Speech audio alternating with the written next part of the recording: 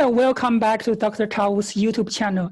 This is Dr. Tao from Howard County Board of Education. In this channel, I'm going to interview our high school graduate who graduated from Howard County Public School System. In this channel, I want our students to share their experience, their advice, and their challenge in their high school life. I hope this will be an opportunity for both the parents and our high school students to learn from them to navigate through your high school life. Today, we're welcoming Miss Luz Angelica Serna. She graduated from Hammond High School in 2019. She is attending University of Maryland, Baltimore County. Her major is psychology. Welcome, Luz. Can you have a self-introduction? Yeah, absolutely. So like you said, my name is Luz Angelica Serna. I graduated in 2019 from Hammond High School. I was in Hammond High School my whole high school, and I have been in HCPSS my whole career, except for first grade through fifth grade, where I attended a Catholic private school. And so that gives me a little bit of a different perspective in terms of having those two different experiences. Thank you very much, Luz. Thanks for sharing your experience. So do you still remember your elementary school experience? Absolutely. I remember it so well. So when you compare that like private school experience and HCPSS experience, what do you think is the most different aspect? Well, when I think back into it, for me, there was two huge factors into it. And one of them was the fact that in my private school, it was a pretty small school. So it was basically the same group of people the whole entire time. You never really had changes, maybe one family or two in and out, but it was usually the same exact group of people just the whole way through. And the other huge difference was diversity. In my private school, it was all the same group of people, same race, same socioeconomic status, same group, like everyone lived in the same place. It was all of the same. Mm-hmm. And I went into public school in HCPSS, and I was fortunate enough to have so much diversity and so many different groups of people, and I was able to be immersed into that different environment, which was great.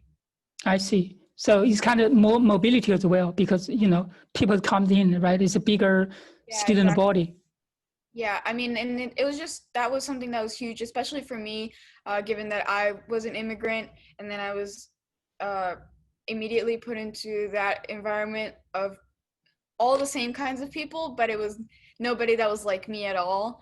So for me, it was something that was very hard for me to have to come into a new country and then have absolutely nobody to relate to.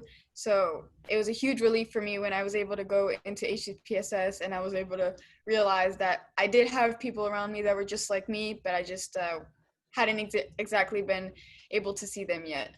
I see. Thanks for sharing that. It's kind of used because of diversity. Sometimes you don't have like a peer pressure, right? Or you can settle down more easily. Is that kind of feeling? Yeah, I mean, I think that when I was for me specifically, in my private school, it was a lot of upper class families and all white families. And for me, I didn't have as much money, and I am not white either. So it was hard for me because I always wanted to like fit in and always make friends, but I never was able to I wasn't raised in the same way, so I didn't have the same experiences. I didn't have the same opportunities or money. So that was something that was just really hard for me overall. And then when I went to HCPSS, it was easy for me to see that it just wasn't something that is it was an opportunity for me to be able to see that there's a lot of people like me, and it wasn't necessarily that I had to fit in with a certain group. I just had to find exactly who my people were and who people were like me were. Thanks for sharing that. That will be very important because our county is very diverse. We have a lot of like immigrant families as well. Myself is one, right? So yeah. I hope our students feel ease at the school and find their own place and just be themselves in school.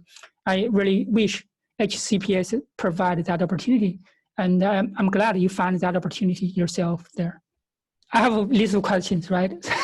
My first question for you, So what was your biggest challenge in your senior year? How did you overcome that?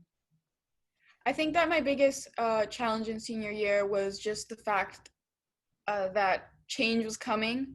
I knew that, you spent this 12 years in the school system, everything's very organized. There's a certain path for you to go on. Everything is very meticulous in terms of exactly what is set for you and what has to happen. And then it was just me realizing that, okay, next year, what am I going to do? What exactly needs to happen for me? And like, I have to set up the path for the rest of my life myself, So That's like, true. so for me, it was hard. I was pretty sure that I was going to go into UMBC.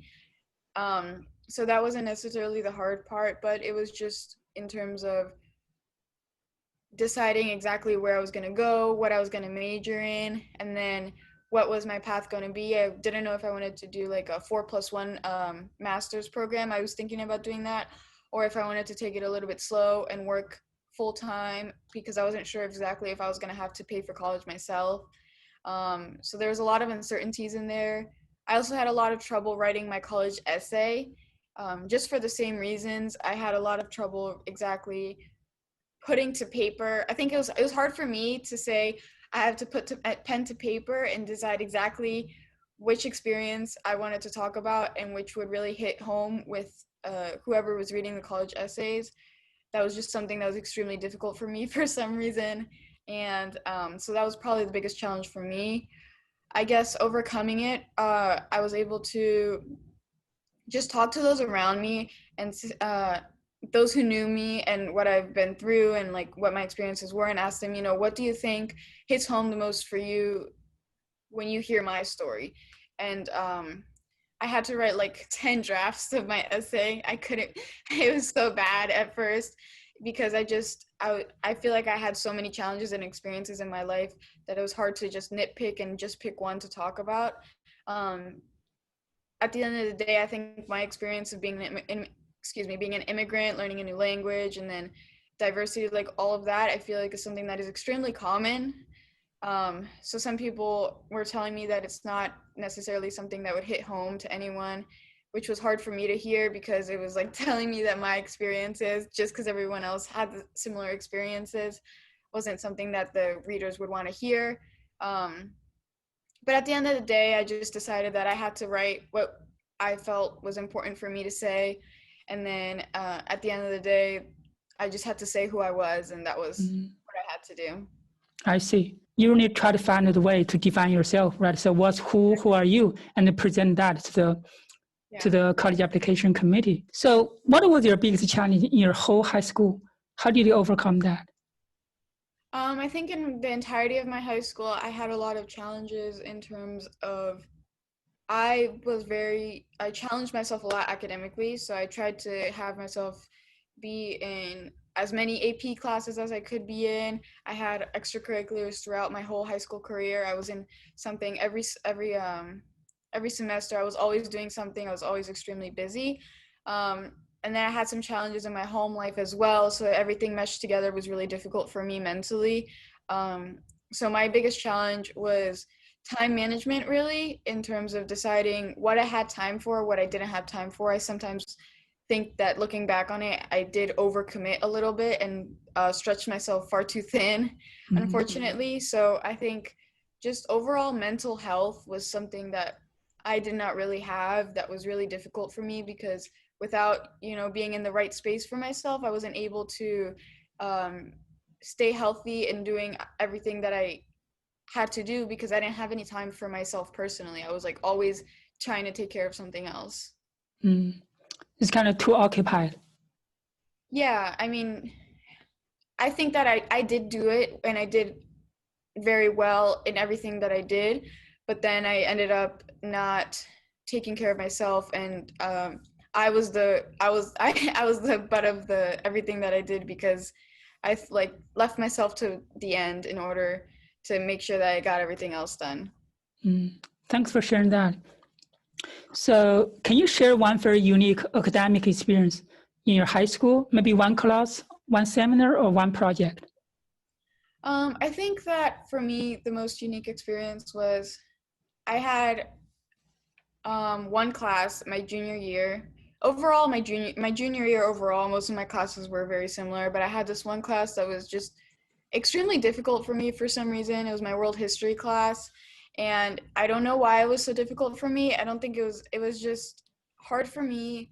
It was a coming of age for me though, that class, because I had trouble with the fact that it was one of those classes where I learn and I read and I do all the things in class, but then the tests for some reason didn't match up to what I was learning for me. So I was working hard, and then my grades on the test were just not showing exactly what I wanted them to show or what the work that I was putting in.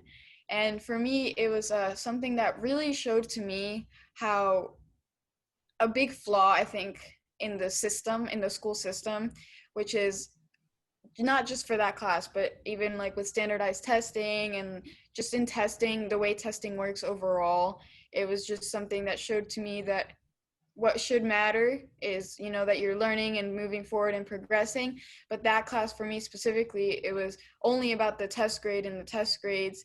And even though I knew I was learning and I wasn't doing well on the test, it was just something that showed to me that there's really a huge problem there. And that's something that I definitely hope that changes and improves in the future. I see. Thanks for sharing that. So next question for you. Can you share some extracurricular activities? You said you have a lot during the high school. Yeah, so my biggest extracurricular, I was in part of marching band. So I was in the marching band all 4 years of high school. So I was had band camp for about two weeks, sometimes 3 weeks before school started. And then it was all through the football. So it was about until I think November every year. And then I was also I did field hockey in my fall season. And then I didn't do much winter. Sometimes I did track in the winter. Sometimes I took a break. And then in the spring, I did lacrosse for 3 years. And then I did track my senior year. So how do you feel the extracurricular activities taught you? Because it's very diverse activities, right? Yeah, so they were all very different. I think definitely the hardest part of it was the fall, because I was doing, especially for my freshman year, I was going into high school completely new, and then I was doing band, marching band, and I was doing the field hockey. So I was in school from 6 a.m. until like when I had band camp, I was doing until 9 p.m., 6 a.m. to 9 p.m. in school, just always going, always running. And then I was always, I had to do all my work, all my homework and all of that. So it was definitely something that was something that taught me time management and how important time management is. It definitely also taught me that it's important to take care of your body, given how I was always running around, always doing things. It was really hard for me. You always have to find time to eat, find time to really take care of yourself, or else you're just going to be super drained, and find time to sleep and things like that. So for me, it was an experience that I don't regret, because I think I learned a lot about myself and about how far I can really push myself. And I think one of the biggest parts of it also was meeting new people and having friends and having people that have the same experiences as you, because I had some friends that were also doing marching band and sports at the same time, and that was important for me to have people that I could relate to, and it helps you push forward and keep pushing. And it's just overall, it was great for me to just take advantages of as many opportunities as I had. I think that's one of the great things of HCPSS is that, all of these things are free. And because I remember in my private school, I had some kids who, they were doing soccer extracurricular, or they were doing football, or they were they had band and stuff, but all of these things you had to pay for. And my family was not fortunate enough to have the money to be able to afford all of that. So when I went into the public school system and I had the chance to take advantage, I just jumped into absolutely everything that I could. And while I may have stretched myself a little bit thin, I definitely don't regret it, because I learned so many new things. I learned so many new skills, met so many people, and overall I had a great time doing it, for sure. I see. Thanks for sharing that. So do you have any advice to share with the incoming high school students? I think that I remember my freshman year, even though everyone tells you, you know, it's different, like it's not the same as before, you have to make sure you're staying on top of everything. I did not take that for some reason, and I ended up my freshman year, I could have had better grades than I did, and I definitely regret that because I definitely think I could have just pushed a little bit harder and it would have been much better for me. I think it's important to realize that, you know, once your GPA, it's from your freshman year, so from the beginning, so you have to make sure that from the beginning you're on top of everything. But it's also important to take care of yourself. At the end of the day, sometimes people say, you know, that I want to take all of the APs or all of the GT classes, all of the hardest classes that I can. And while the AP classes are great, because for me, I had so many AP classes, I went into college with a lot of credits and I'm going to be able to graduate, hopefully graduate early. So that's great. But I think that for me, it also had negative effects in terms of I was just pushing myself too hard. If I was taking 5 AP classes and extracurriculars my junior year and focusing on applying for colleges. So I think that you have to really decide for yourself how far you can go, and you should push yourself as hard as you can. But also it's important to realize that you have to decide what's important for you, and it's for your future, but it's also important to have a social life, and it's also important to have your friends and have time for yourself and to really take care of yourself, because you're going to have as much time as you need. You just need to be able to manage it well and just figure out what's really important for you. I see. Thanks for sharing that. So right now you're at UMBC and you're choosing psychology as your major. So what made you decide to choose psychology, and why did you choose UMBC? So I'll start with UMBC as why I chose that school. So one of the reasons is because it's the closest four-year university to me. It's right up here. It's 20 minutes from me, super close. It was super easy for me to know that, given that I knew I wouldn't be able to pay for living on campus. So that was super easy for me that I would be able to just drive up every day and it wouldn't be an issue at all for me. So that was a huge bonus for me. So you're commuting between home and school? Right, yes. That's a lot of work. Well, for I went to live with my mother who lives in Elkridge, so it was only about 10 to 15-minute drive. So that was super close. I'm a little bit further now, but it's something that's worth it to me to just be driving and to be saving thousands of dollars, you know, because it's very expensive to live on campus. Sure. So that was important to me, and then it was just important to me, mostly money, really. I knew, so when I applied to UMBC, I was able to get scholarships from them. So it just made it was just extremely accessible to me. I didn't get that many scholarships from any other schools. So I knew that that was just financially the best decision for me. And I also wasn't taking back on anything in terms of how good of a school it would be, because it still is a great school, and it was a great opportunity for me. So I knew that that would be the best route for me, at least to start. And then I chose psychology because I first, when I was younger, I always wanted to be a teacher. And the reason why I wanted to be a teacher was because when I was in school, particularly in middle school and in high school as well, I think I had a hard time. Whenever I had any troubles at home or any troubles with anything, I always had a few teachers, like one or two teachers or administrators that I was able to always go to that would always be there for me. And I think they were a huge support for me. And I remember always thinking like, wow, I really want to be that for someone else. And I thought that was so great. I really wanted to do that as well. When I went into high school later on, I realized that maybe that's not exactly what I wanted to do, but I definitely still wanted to be in the position where I was helping people. And then something that's always been extremely interesting to me is mental illness and mental health, especially with my struggles with it. And it was just something that I knew I wanted to study.